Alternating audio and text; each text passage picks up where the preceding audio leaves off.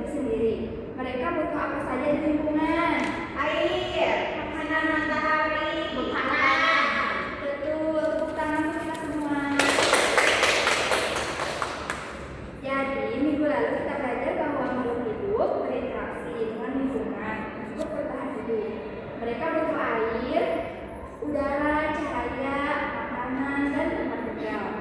Sekarang ibu mau tanya lagi satu hal lagi ya.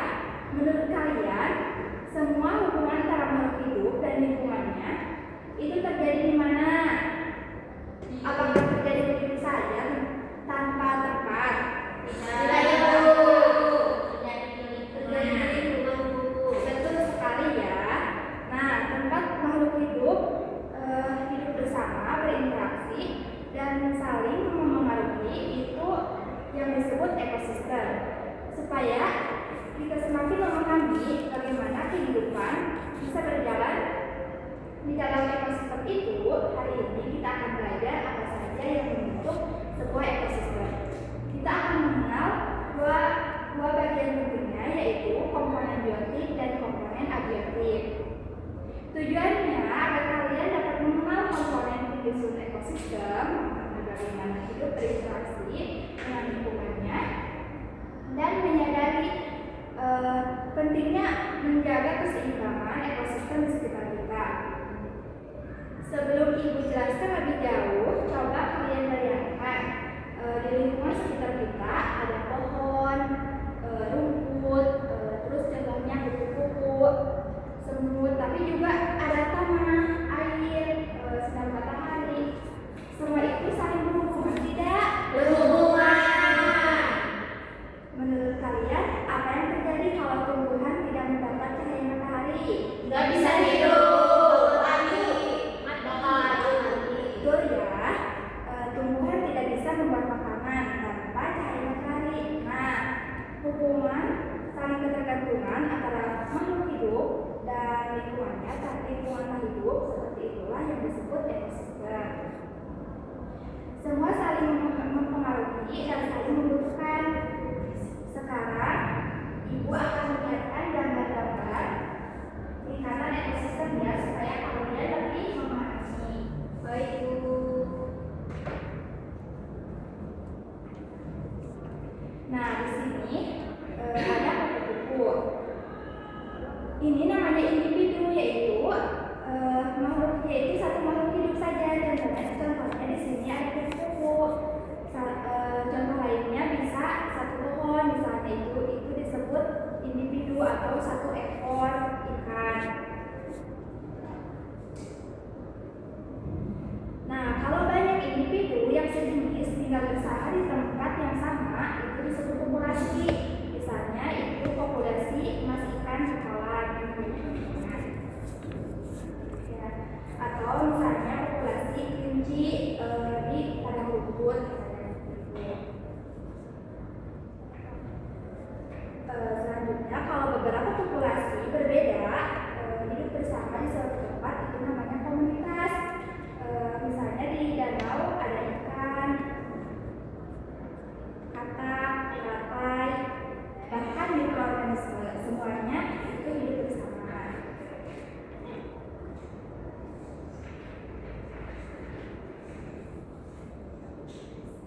Anak-anak, tadi kita sudah melihat bagaimana makhluk hidup bersusun mulai dari individu, populasi, sampai komunitas. Nah, semua tingkatan itu tidak berdiri sendiri ya, mereka hidup di suatu tempat yang disebut ekosistem. Dan selanjutnya, ternyata ekosistem itu tidak terbentuk dengan cara yang sama. Ada ekosistem yang terbentuk sendiri secara alami, dan ada juga yang dibuat oleh manusia untuk memenuhi kebutuhan hidupnya. Ekosistem alami terbentuk tanpa campur tangan manusia, seperti padang rumput, laut, dan hutan. Ekosistem buatan dibuat manusia seperti sawah, kolam, dan akuarium. Nah, sekarang kita masuk ke bagian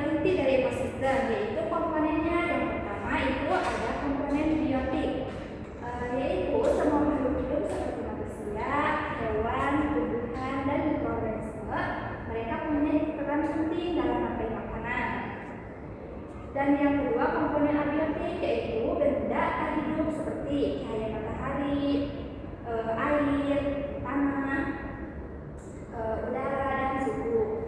Kalau mereka menentukan di mana makhluk hidup bisa hidup dan berkembang, tanpa biotik tidak ada kehidupan. Tanpa biotik makhluk hidup pun tidak bisa bertahan. Jadi keduanya itulah saling melengkapi.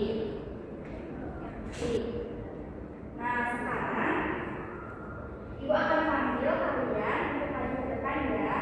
Ibu sudah siapkan gambar-gambar.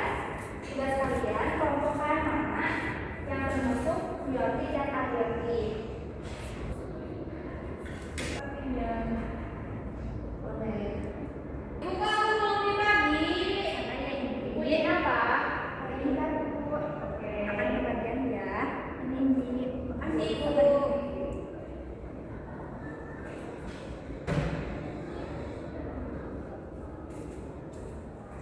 Kalian kelompokkan ya yang mana yang termasuk biotik dan abiotik.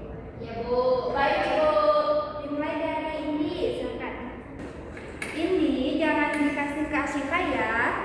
Sampah ini sampah kamu, nanti buangnya sendiri ya. Iya Ibu. Ibu aku simpan dulu ya.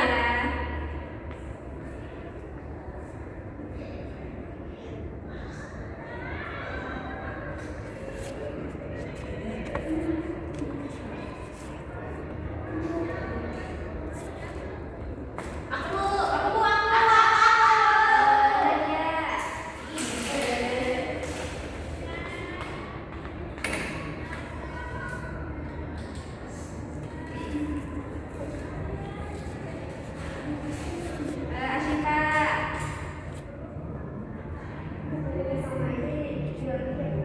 Iya.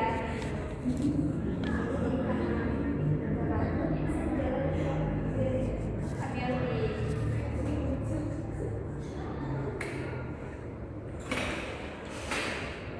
Di sini ya, Bu.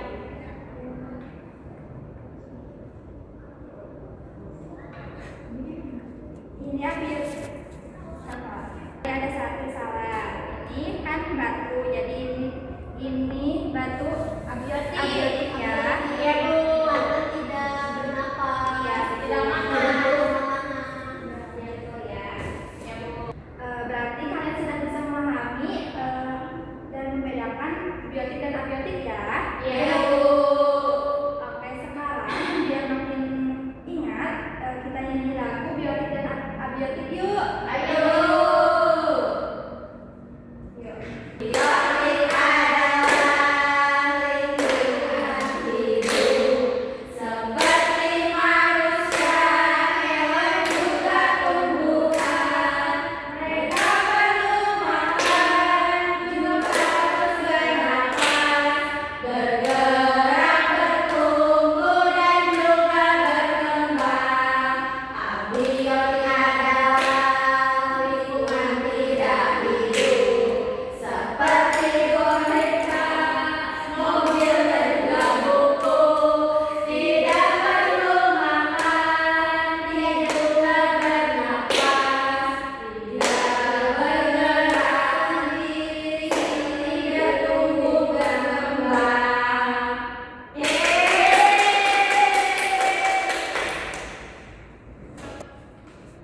Sekarang kalian akan mengisi AKPD yang akan dibagikan. Nah, Ibu akan pilih kelompoknya berdasarkan absensi ya. Untuk kelompok 1, Rianti dan Nadia. Untuk kelompok 2, Indi dan Asyifa. Baik Bu. Baik Bu.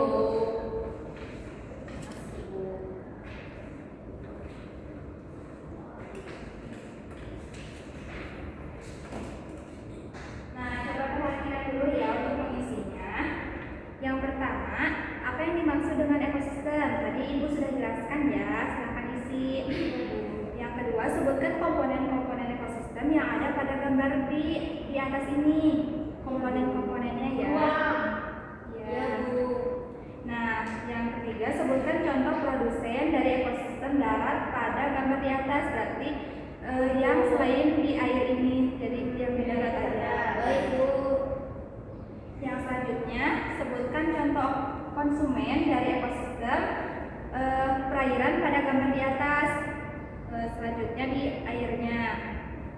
Ya, yang terakhir sebutkan 3 contoh komponen biotik dan abiotik yang ada di lingkungan sekolah. Tadi kalian sudah mengisinya, contohnya itu. Tapi sekarang di sekolah. Kalau tidak paham, bertanya saja ya. Baik Bu. Waktu pengerjaannya berapa menit Bu? Untuk pengerjaannya 10 menit ya. Baik Bu. Jadi ada yang tidak paham. Ibu pantau ini. Aku dulu. Ini dulu ya, bukan sebentar ya. Ya kan tadi duluan ya saya. Kita dulu. Iya. Ya. Ini berapa? Kalau Ini ada ikan. konsumen Iya, ikan. beruang bisa berarti beruang bisa beruang kan Iya, bisa juga. yang ada di ini semuanya. Ada yang ini ada yang ada. Jadi ikan karena burung juga makan ikan ya. Ada ibu. Ya. Bagaimana? Ibunya menerima ini contoh komponen abiotik dan biotik yang ada di sekolah itu kayak Kalau pohon masuk biotik ya Bu? Iya betul. air tanah masuk abiotik. Iya betul. Sudah? Paham ibu? Sudah ibu. Sudah selesai? Sudah. Sudah. Nah sekarang ibu tunjuk ya yang akan kita selesaikan. Siap Bu. Asyifa dan Nindi. Memang cepat. Baik Bu.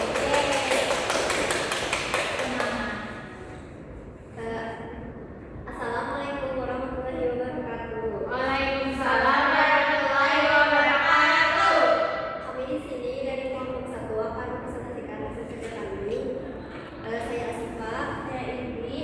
Apa yang dimaksud dengan ekosistem? Jadi ekosistem itu adalah interaksi atau hubungan timbal-balik antara makhluk hidup dan tidak hidup. Terus di kedua ini pertanyaannya adalah sebutkan komponen-komponen ekosistem yang ada pada gambar di atas.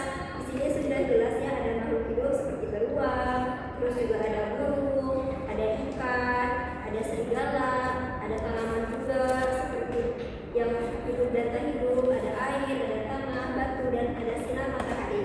Terus juga di sini disebutkan contoh produsen dari ekosistem darat pada gambar di atas. Di sini juga terlihat ya ada pohon, ada rumput dan ada tanaman kecil di sekitar tanah. Selanjutnya ini sebutkan contoh konsumen dari ekosistem perairan pada gambar di atas. Pada gambar di atas terdapat ikan, burung, pemakan ikan. Lalu yang kelima, sebutkan 3 contoh komponen biotik dan abiotik yang ada di lingkungan sekolah. Yaitu biotiknya ada pohon, burung, dan rumput. Abiotiknya ada air, tanah, dan batu. Sekian presentasi dari kami. Mohon maaf bila ada kesalahan. Wassalamualaikum warahmatullahi wabarakatuh. Waalaikumsalam warahmatullahi wabarakatuh.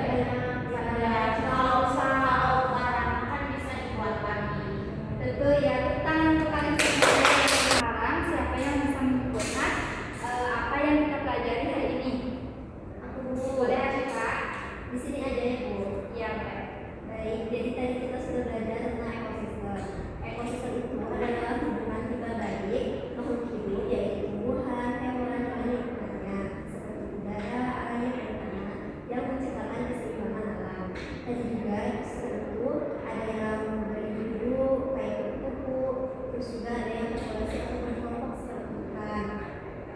Terus juga ekosistem itu ada ekosistem alami, yaitu ada ekosistem alami dan ekosistem moneter. Komponen itu ada dua, ada komponen biotik dan abiotik. Baik, itu hanya segitu yang saya bisa sampaikan. Oke, baik. Tepuk tangan dulu.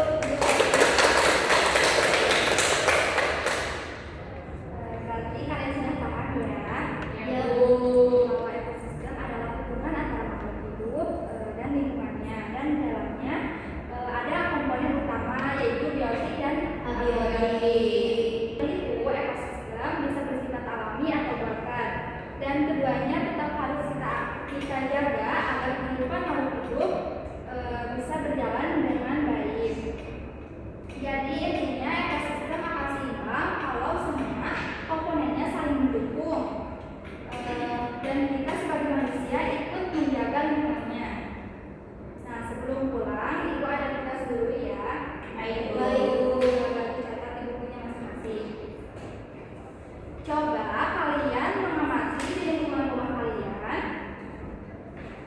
lalu tuliskan 3 contoh komponen biotik dan abiotik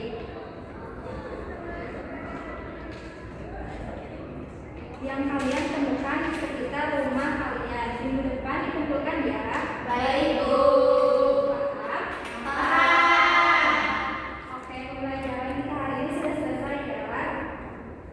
Baik, Bu. Terima kasih karena kalian sudah mengikuti pelajaran dengan baik, aktif, bersemangat. Ibu bangga dengan usaha kalian hari ini. Jangan lupa kerjakan tugasnya ya.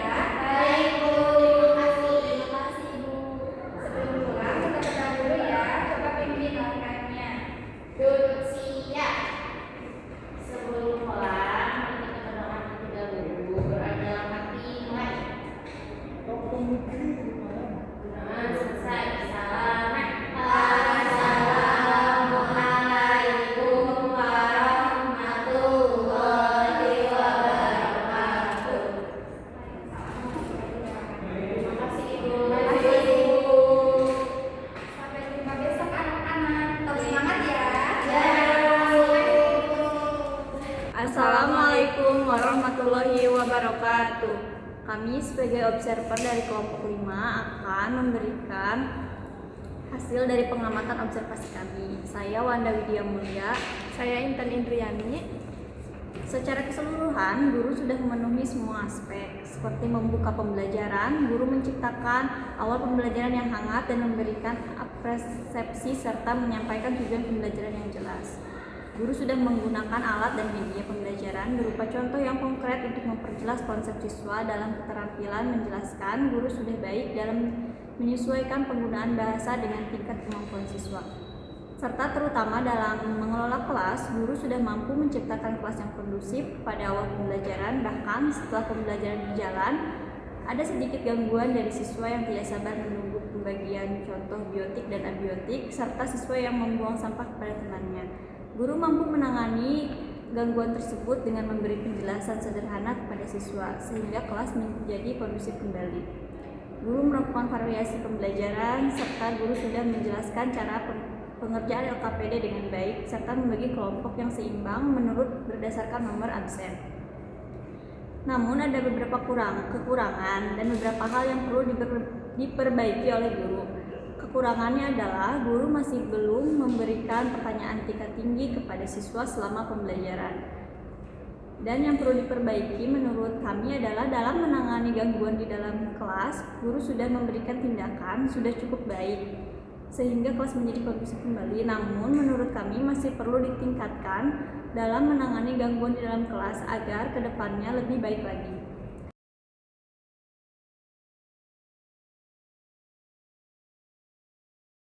Kesimpulan, dari hasil observasi, guru sudah memenuhi sebagian besar dari aspek yang ada, serta sudah baik dalam mengelola kelas. Guru sudah mampu memberikan penanganan atau tindakan terhadap gangguan yang ada di kelas, sehingga kelas menjadi kondusif kembali. Rekomendasi, meskipun guru sudah memberikan tindakan gangguan kelas dengan cukup baik, guru masih perlu meningkatkan untuk memberikan tindakan terhadap gangguan di kelas agar lebih baik lagi. Guru juga sebaiknya memberikan pertanyaan tingkat tinggi.